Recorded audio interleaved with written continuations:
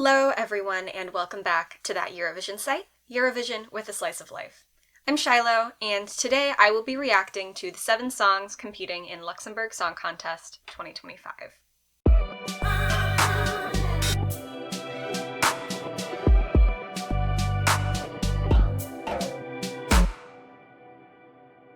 I didn't really listen to the LSC songs last year except for Fighter, which eventually went to Eurovision. So I don't really know what to expect. I've listened to a few songs by a couple of the competing artists. I will say, however, that when these songs were released, I did see some of the online commentary on the internet, and it was actually really not positive. So I'm gonna keep my hopes up, but I don't really know what we're about to get into. So let's get started. So up first is the song Stronger by Rhythmic Soulwave. I can't really read Luxembourgish, but there's a little blurb on the website. And from my knowledge of German, I am gathering that this is a song about a family story. So it looks like that's what this is about. It's giving Hooverphonic. I don't know if that's a good or bad thing, but that's the first place my brain goes. These horns are cool, but they're drowning out the lead singer's voice. Like, really drowning her out. I'm having a little trouble following the English lyrics. Okay, vibe change. Some interesting stuff going on with the chords here. Okay. That was a little funny. It was sort of Adele, sort of clumsy. And I think we've changed keys, and I didn't notice. That wasn't terrible. It has this very kind of like indie sort of jazz, sort of like lounge feel. And we've seen that do okay at Eurovision, so I can see why Luxembourg, went with this as an option. The main concern I have with this one is the lead singer's voice. She sounds sort of... And I don't know how to explain this. I don't know why I feel this way, but she sounds kind of untrained. Like, just based off this recording, I'm not sure how well this is gonna get sung live. That's really my concern. I mean, maybe she'll surprise me. And I've certainly been surprised before by these sorts of things. But yeah, I think the mood is good, the vibe is good. I'm not totally sure what's going on with the lyrics. Each individual sentence is understandable to me. I'm not entirely certain what the song is about, but I can understand it. I just don't know what this would look like in a live performance. So I guess we will all have to watch LSC to find out. Okay. Coming up next is Luzac with Je Danse. I don't have any expectations going in for this one. I don't know what Luzac's music is like. The little blurb in Luxembourgish says that this was written at an ESC songwriting camp and shares a songwriter with The Code, last year's winner. So that should be cool. We'll see where this goes. This is fun. Yeah, I can hear the similarities between this and The Code, in some ways. Do you know what? This would be in a Disney Channel original movie.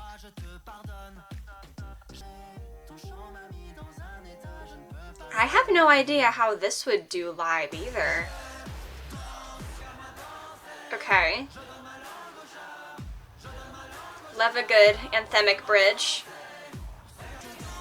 I don't even know how to talk about this style of music. Do you call this hardstyle? Is that what this is?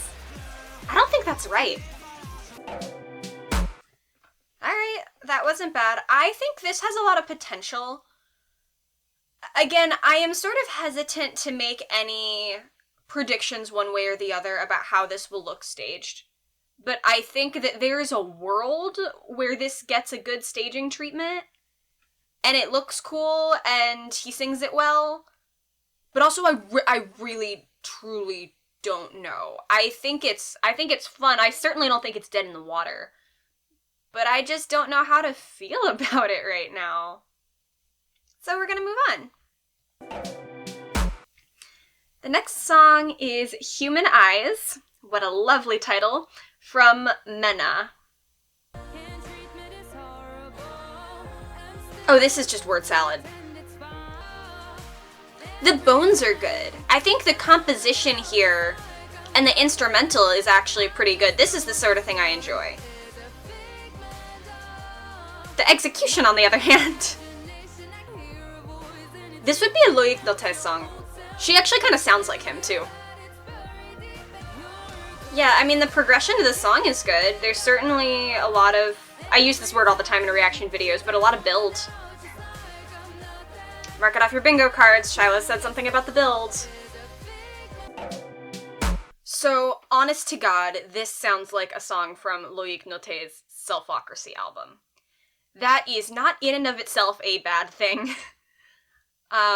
If you guys have listened to Selfocracy at all, like, the songs on it are all very kind of, like, formulaic, and they sort of have this theme of inhumanness and isolation, and also sort of being in a bad relationship, which is what Human Eyes here is clearly about, talking about, like, feeling alienated from a lover and not really recognizing them and having the relationship have gone bad. And I like the sound of it, I like the feel of it. I'm hesitant about the lyrics. The lyrics feel a little clumsy. They are communicating their point, but to me, as a native English speaker, the construction feels off. I think that non-native English speakers probably wouldn't be as put off by this as I am. I think maybe that's just a me thing. But I think that the composition of this one is really strong. It sounds like something that would be a Eurovision song. So I am curious to see where this goes. Like, genuinely, I'm curious about it. So up next we have Gambler's Song by One Last Time. So this is the song where I have the most expectations about it coming in. I have listened to a few of One Last Time's songs, including Devil in the Detail, their entry from last year, as well as a couple of songs off their recent Jean EP, which you should go and check out. I also interviewed the band recently ahead of their participation in LSC, and they have said that this song, Gambler's Song, is about and inspired by their experience at LSC and within the Eurovision sphere last year. So I've been curious about what this is going to sound like for a hot minute. So without any further ado, we're going to get started.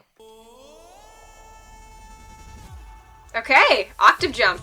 Way to show off. I actually like this a lot. The structure here is really good. Okay, that was interesting. We had a little drop, or a cut, whatever.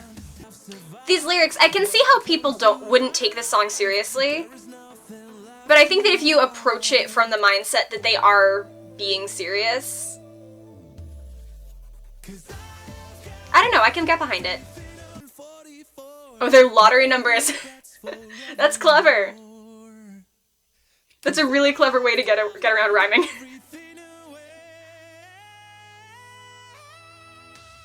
Oh, yes! High notes!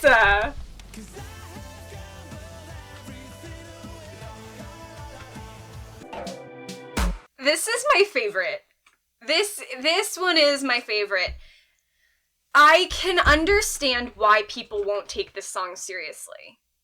The lyrics feel a little bit simplistic and they feel a little silly, but somehow, you know, they're coherent. I think that going into this knowing what the song's about, and knowing that this song was at least a little bit inspired by their result in last year's LSC, and, you know, they're coming back and they're not really gonna let that hold them down, I think that makes a difference as to how I'm approaching these lyrics.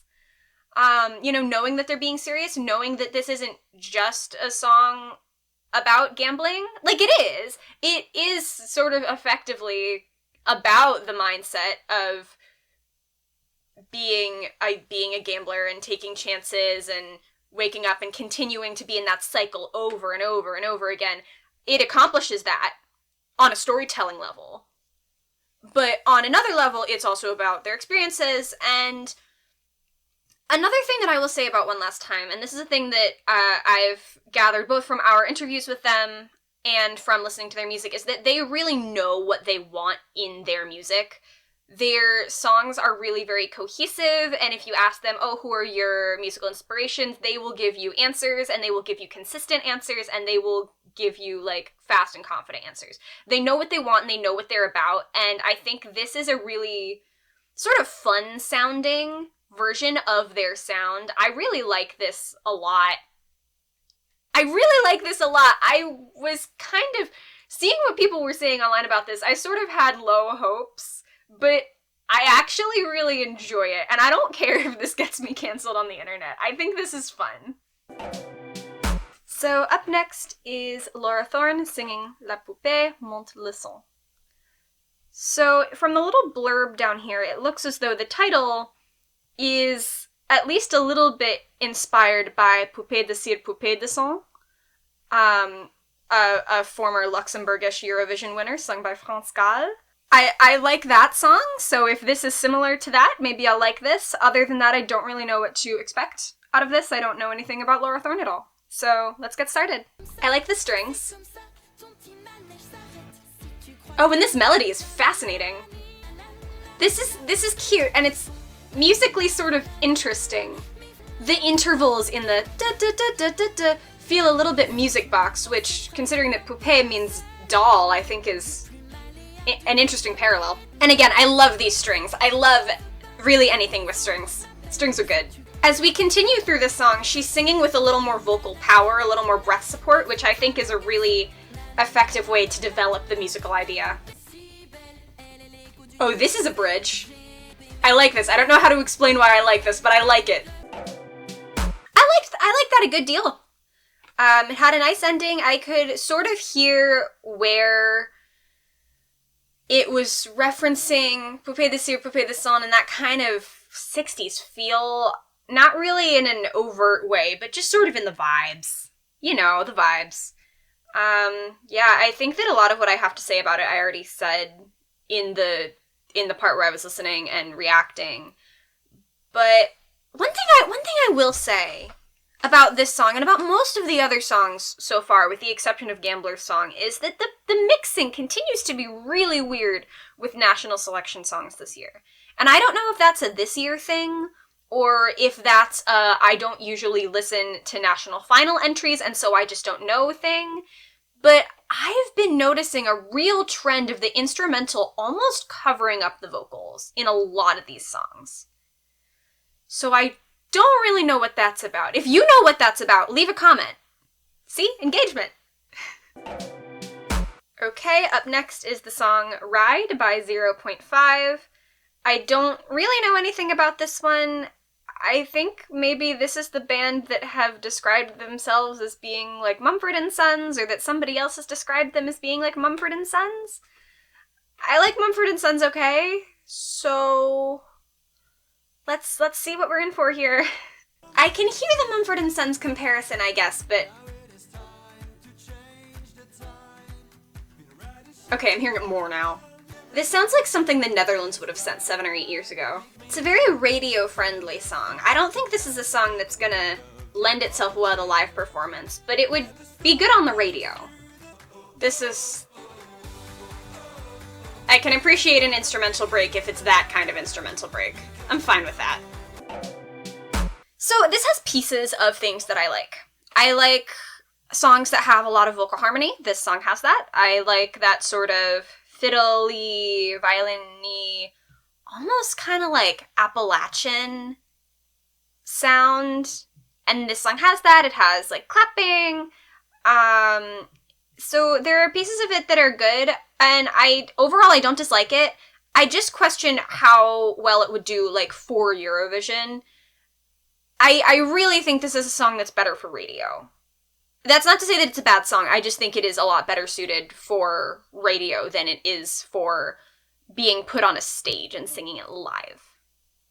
But it's okay. Alright, up last is the song No Thank You by Rafa Ela. So this is the other song I am coming into with expectations, having heard Drop, which was Rafa Ela's entry as part of a duo last year. And yeah, I'm curious. I hope that this is good. I hope that it's fun. Knowing Rafa Ela's capabilities as a vocalist and as a performer, and also just having interviewed her now 2 years in a row, I know that she is a really lovely person and really passionate about Eurovision, and so I really want the best for her. Kind of like this opening. She has a great voice for this genre. Okay, and we've got like a dance break chorus. I like this sequence here. This is a Eurovision song. I can definitely hear where this has been inspired by past entries, and there's a reason why we see these kinds of songs every year. They're good for live performance. And there are parts of this bridge that are consistent with the rest of the song, which is a problem that you get a lot with bridges, is that they feel tonally really different. For any K-pop listeners in our audience, this would make a good Chungha song, wouldn't it? You know, that was pretty good. I enjoyed that. I think, so here's the thing. This kind of music, this style of, like, girl on the dance floor, you know, fuego, liar kind of music, we get this a lot at Eurovision. It is not my personal preference. It is not what I choose to listen to when I'm walking to work or on the subway or trying to get some writing done. However, I see the appeal of it at Eurovision. It is a genre, as I said, that really lends itself to Eurovision, to a big stage, to a big crowd, because it's about making people dance and about making people, like, feel good and feel powerful. And I think that this is a good fit for Rafa Ela. I think that it is honestly a better fit for her than her song last year. I think this song is really allowing her to show off her vocal capabilities a little bit more in a song where they're a little more in context, and just doing it by herself as opposed to, like, having somebody else there that she needs to bounce off of. I don't know. I guess I'm not sure what the live for this would look like. I cannot say outright, oh, this is gonna be great, and I know this because. But I'm hopeful about it, certainly. I'm hopeful that they can put on a good show, and this is also not something that the rest of the selection really has, this sort of the girl on the dance floor thing. We don't have that anywhere else in the selection, and I think that that is nothing but a good move, because it is allowing the song to stand out, it's allowing the song to shine, and potentially move up to the Eurovision stage, where I think it will feel very much at home. Alright, so overall, I think this was actually a pretty good batch. All the complaining that I saw on the internet this morning, like, I don't know, I don't think it was necessarily warranted for these. I don't think these are really so bad. And I'm really excited to see where this goes. I'm really curious to see what Luxembourg ends up selecting. So thank you guys for watching this video. If you liked it, you can give us a like, you can leave us a comment, you can subscribe to our YouTube channel. We are going to continue to react. We have interviews with all actually of the competing artists in LSC, so you can check out our channel for those. You can also find our website on social media at That Euro Site on Blue Sky, Twitter, Facebook, Instagram, TikTok, Threads, Tumblr, all the places. You can also check out our podcast at That Euro Podcast, social accounts on all those places, and you can find us on Spotify or Apple Podcasts, as well as on our website, thateurovisionsite.com, where we bring you all the latest Eurovision news. So check it out. Thank you guys for watching, and bye-bye!